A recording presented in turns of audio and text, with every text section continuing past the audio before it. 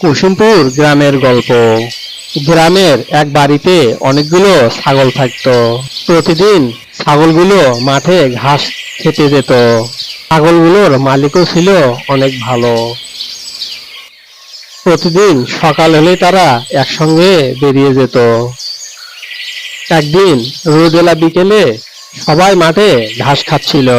তার মধ্যে একটি ছাগল ছিল খুব দুষ্ট। সে একাই ঘাস খেতে ভালোবাসতো। দুষ্ট ছাগলটা ঘাস খেতে খেতে অনেক দূরে চলে যায়। ছাগলটি এক মনে বনের ভিতরে হাঁটতেছিল। দূরে ঝোপের আড়ালে ছিল একটি শিয়াল। শিয়ালটি ছাগলটিকে দেখতে পায় এবং পিছন পিছন চলে যায়। ছাগলটি বুঝতেই পারেনি সে জঙ্গলের ভিতরে ঢুকে পড়েছে। ছাগলটি কিছু বুঝে ওঠার আগে শিয়ালটি ছাগলটিকে ধরে ফেলে আর টেনে হেঁচড়ে গুহার দিকে নিয়ে যায়। গুহার ভিতর অন্ধকারে ভয়ে ছাগলটা কাঁপছিল। শিয়ালের চোখে ছিল ক্ষুধার ঝিলিক। বন্ধুরা, আমার অনেক বিপদ। শিয়াল আমাকে গুহার ভিতর ধরে নিয়ে এসেছে। তোমরা যদি আমাকে বাঁচাতে চাও চ্যানেলটিকে সাবস্ক্রাইব করো আর একটা করে লাইক করো। আমি আবারও বলছি, একটা করে সাবস্ক্রাইব করো, একটা করে লাইক করো, তাহলে শিয়ালের হাত থেকে আমি বেঁচে যাব। এদিকে অন্য ছাগলগুলো মাঠে অপেক্ষা করছিল। তারা দেখলো দুষ্ট ছাগলটি আর ফিরছে না। তারাই খুব চিন্তায় পড়ে গেল।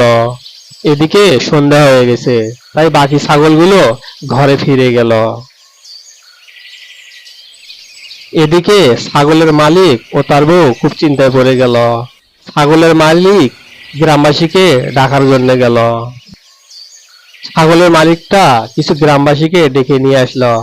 রাত হয়েছে, তাই সবার হাতে মশাল ও লাঠি।